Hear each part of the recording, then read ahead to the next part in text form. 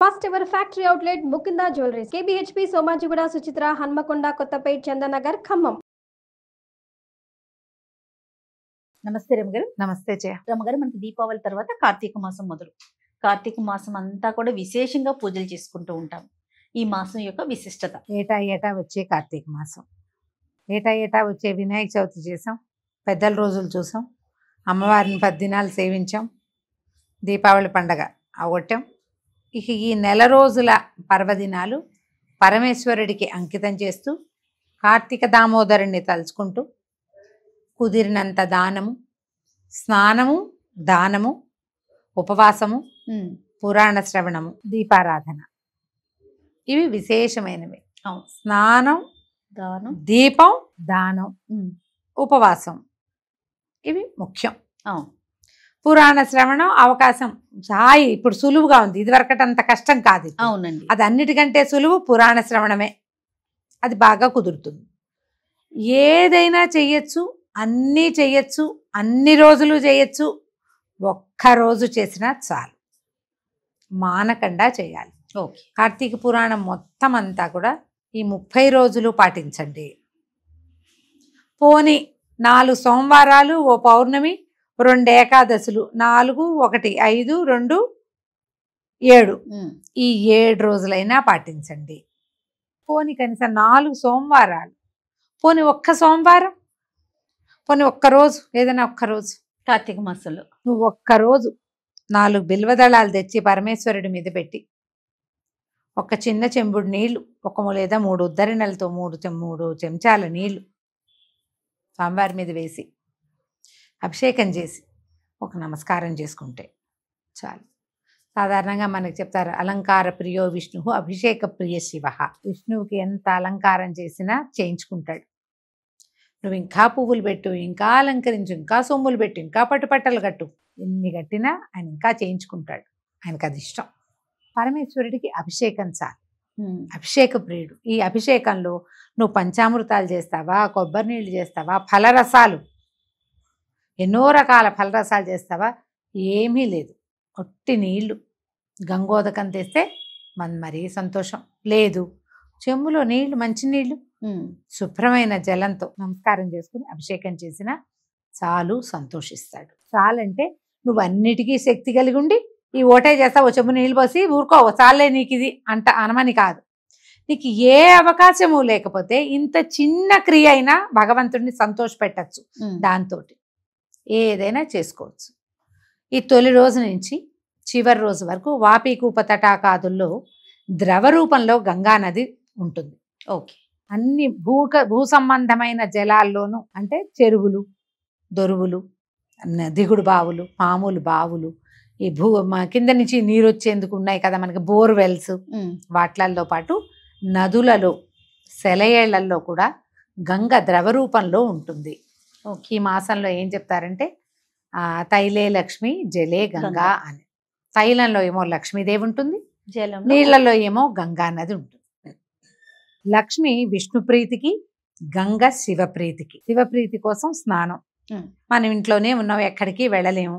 ఇళ్లలో నీళ్లుగా స్నానం చేస్తే కళ్ళుతో స్నానం సమానం అని చెప్తారు.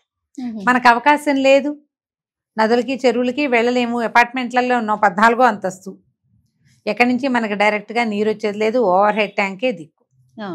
హరగంగే అని జ్ఞాపకం చేసుకుని గంగని తెల్లవారుజామునే స్నానం చేస్తే ఫలితం లభిస్తుంది. ఇవన్నీ అమెండ్మెంట్లే కానీ నువ్వు ఇలా చేసేయి అని కాదు, చెయ్యొచ్చు. ఇంకా తప్పనప్పుడు, కుదిరినప్పుడు, ఎప్పుడైనా వెళ్ళినప్పుడు, ఏ దారిలో కనపడినప్పుడు, ఎక్కడైనా ఒక నదో చెరువో కనపడితే ఒక మునిగితే అందులో మంచిది, అవకాశం లభిస్తే మన కుదిరికని బట్టి. అన్ని రోజులు ఏ గోదావరికో, కృష్ణకో, కావేరికో, తుంగభద్రకో వెళ్ళి స్నానం చేయగలిగే అదృష్టవంతులు ఉంటే మరి మంచిది.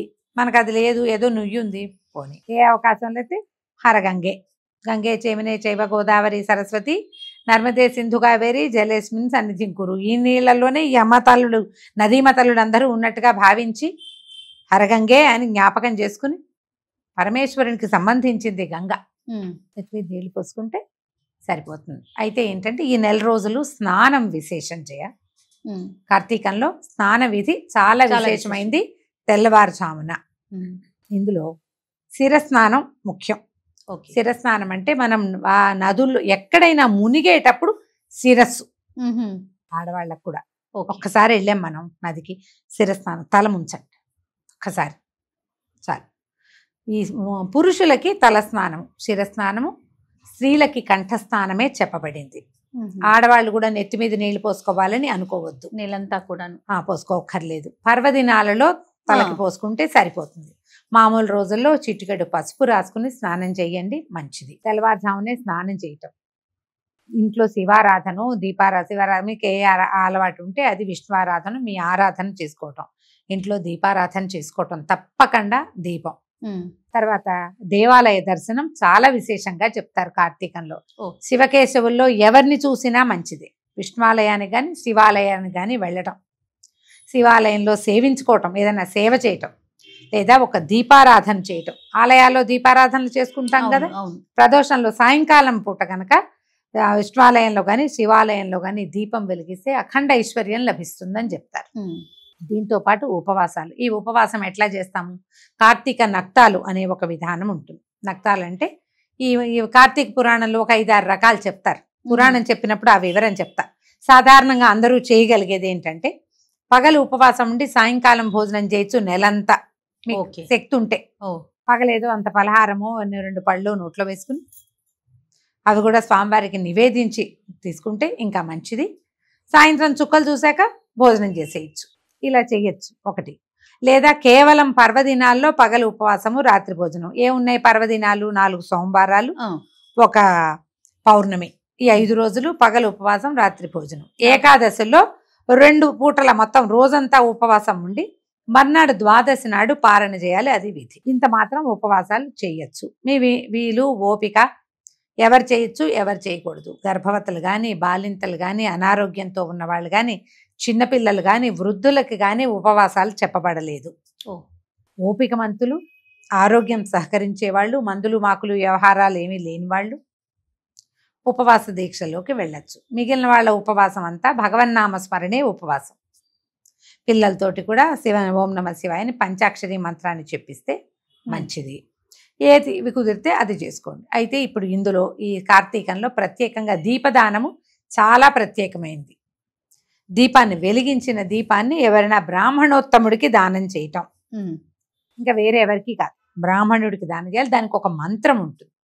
మరి ఆ దీపదాన మంత్రం చెప్పించుకుని దీపాన్ని ఇవ్వచ్చు. మీరు అది వెండి దీపాన్ని ఇవ్వచ్చు, మట్టి ప్రమిదని ఇవ్వచ్చు, ఇత్తడి రాగి ఏదైనా లోహంతో చేసినవి ఇవ్వచ్చు. లేదా ఒట్టిగా పిండి దీపారాధన చేస్తామా బియ్య పిండితోటి, ఆ దీపారాధనని కూడా అమంత్రకంగా దక్షిణ తాంబూలాదులతోటి దానం చేసుకోవచ్చు. దీపదానం చాలా మంచిది. అయితే ఇది చలికాలం కాబట్టి నువ్వుల దానం చేస్తుంటే మంచిది. పాలు, పెరుగు, నెయ్యి ఈ 3 దానాలు చాలా మంచివి. ఇవి ఎవరికైనా ఎవరికైనా. వెచ్చని బట్టలు, చలికాలం కాబట్టి దుప్పట్లు, కంబళ్ళు అలాంటివి దానం చేసుకుంటే ఆయుర్వృద్ధి కలుగుతుంది, మంచిది. పిల్లలు ఏవైనా పాత బట్టలు అవి ఇచ్చేస్తారు కదా, ఈ పాత బట్టలు ఇచ్చేటప్పుడు ఒక కొత్తది ఏదైనా కొని ఇవ్వండి. వాటితో పాటు ఒక కొత్తది వస్తువు కనుక కొనేసి ఈ చలికాలం అంతా వాళ్ళ ఒంటి వెచ్చదనం, వాళ్ళు వేసుకున్నవాడు అనుభవించే సౌఖ్యము మీ పుణ్యపు ఖాతాలో పడుతుంది. మనం చూడు చలిగా ఉంది, వెచ్చగా ఏదైనా వేసుకున్నాం అనుకో, శరీరానికి ఒక సంతృప్తి కలుగుతుందా, అది మనకి ప్లస్ అనమాట. ఏవైనా మా దారులలో కనపడే వాళ్ళకి కూడా ఇవ్వచ్చు. ఆహార దానం చాలా విశేషం. ఈ పగలు ఉపవాసం ఉంటాము, సాయంకాలం ఎవరైనా ఉపవాసం ఉన్న వాళ్ళని మన ఇంటికి భోజనం పిలవచ్చు. ఇలా ఏదైనా చేయొచ్చు. కొన్ని పర్వదినాలు ప్రత్యేకంగా మన బలిపాడ్యమి, తర్వాత ఏమో భగినిహస్త భోజనము, ఇలాంటివి ఉన్నాయి కదా ప్రత్యేకమైనవి. ఇవి తర్వాత వనభోజనాలు ఒకటి ప్రత్యేకంగా. కార్తీకంలో ఏం చేస్తారు, సాలగ్రామ ఆరాధన విశేషంగా చెప్పబడుతుంది. ఇది మనకి ఎక్కడైతే ఉసిరి చెట్లు ఉన్న తోటల్లో అక్కడికి వెళ్ళి బంధుమిత్రులతో పాటు, స్నేహితులతో పాటు వనభోజనాలు చెట్టు కింద, ఉసిరి చెట్టు కింద సాలగ్రామ ఆరాధన చేసుకుని అందరితో కలిసి సామూహికంగా భోజనం చేయటం వల్ల కూడా చాలా అత్యద్భుతమైన ఫలితం లభిస్తుంది. ఏటా చేస్తాం మనం, ఇట్లాగే ఏటా చేస్తాము, ఏటా చెప్పుకుంటాము, మళ్ళీ కొత్తగా చెప్పుకుంటాం. కానీ ఎవరెవరికి ఏ అవకాశం ఉన్నా ఆయా పర్వదినాలలో ఎంత చేయాలో అంత చేసి, కనీసం చేయగలిగినంతైనా చేసి, ఈ కార్తీక మాసం తాలూకు ప్రత్యేకత వల్ల మనకి లభించేటటువంటి మంచిని ప్రతి వాళ్ళు సంపాదించుకోవాలి. మీరు దీపాలు పెట్టుకోండి, ఇంకోటి చేయండి, ఏదైనా సరే. పౌర్ణమి నాడు 365 వెత్తులు వెలిగిస్తాము. క్షేత్ర దర్శనం చాలా విశేషం. ఎక్కడైనా నదీ స్నానము, కార్తీక పౌర్ణమికేమో సముద్ర స్నానము చాలా విశేషంగా చెప్తారు. అవును. ఈ నెలలో ఒక సముద్ర స్నానం, ఒక నదీ స్నానం కుదిరితే, అవకాశం ఉంటే కనుక ఇది కూడా చేయొచ్చు. ఎన్ని అయినా చేయొచ్చు జయ. తర్వాత వీటితో పాటు చాలా ప్రత్యేకమైన విషయం ఇంకొకటి చెప్తా. పురాణ శ్రవణం మొదటి రోజు నుంచి చివరి రోజు దాకా 30 రోజుల పాటు మీరు ప్రతిరోజు పురాణ శ్రవణం చేయాలి. చెయ్యొచ్చు. చేస్తే చాలా మంచిది. మీకు సులువుగా దొరికే అవకాశం ఏంటంటే, సుమన్ టీవీలో మేము ఇప్పటికి 5 సంవత్సరాలుగా ప్రతి సంవత్సరము కార్తీక పురాణం అందిస్తున్నాం. ఈ సంవత్సరం కూడా కొత్తగా మళ్ళీ స్కాంద పురాణ అంతర్గత కార్తీక పురాణం అందిస్తాము. 4 వేళలా అన్ని ఛానల్స్ లోనూ కార్తీక పురాణం లభిస్తుంది. ఎక్కడ అవకాశం ఉంటే అక్కడ. మళ్ళీ వచ్చే ఇవాళదే రేపు మళ్ళీ వినకుండా రేపటిది రేపు, ఏ రోజు ఆ రోజు వినేలాంటి ఏర్పాటు ఉంటుంది. కొద్దిగా సమయం చూసుకుని మీకు అవకాశం ఉన్న సమయంలో కార్తీక పురాణ శ్రవణం కూడా చేయండి. పురాణ శ్రవణం చేసేటప్పుడు చాలా మంది అడుగుతారు, పనులన్నీ చేసుకున్నాక వినచ్చా, అలా వినచ్చా అని. అమ్మ, శ్రద్ధగా వింటే ఫలితం బాగుంటుంది. పూజ అయిపోయాక కాసేపు పావు గంట 20 నిమిషాలు, అంతకంటే ఏముండదు కదా, ఆన్ చేసుకుని వింటే మంచిది. ప్రయాణ సమయంలో వినచ్చు. పడుకుని విందాము అలాంటివి చేయబోకండి. కాసేపు రిలాక్స్ అయ్యి మంచం మీద పడుకుని, సోఫాలో పడుకుని పురాణ శ్రవణం అట్లా చేయకూడదు. ఎందుకంటే ఇవి ముఖ్యం, మనకు పుణ్యం కలిగించేది కదా. ఒక్కరవ శ్రద్ధ వహించి గనక వింటే ఫలితం బాగుంటుంది. మేము ఈ అవకాశాన్ని బట్టి చేయండి. పురాణం విషయంలో మాది గ్యారంటీ. మిగిలినవన్నీ మీరు మీ పుణ్యం మీరు సముపార్జన చేసుకోవాల్సిందే. రైట్ రమ్మ గారు. నమస్తే. నమస్తే జయ.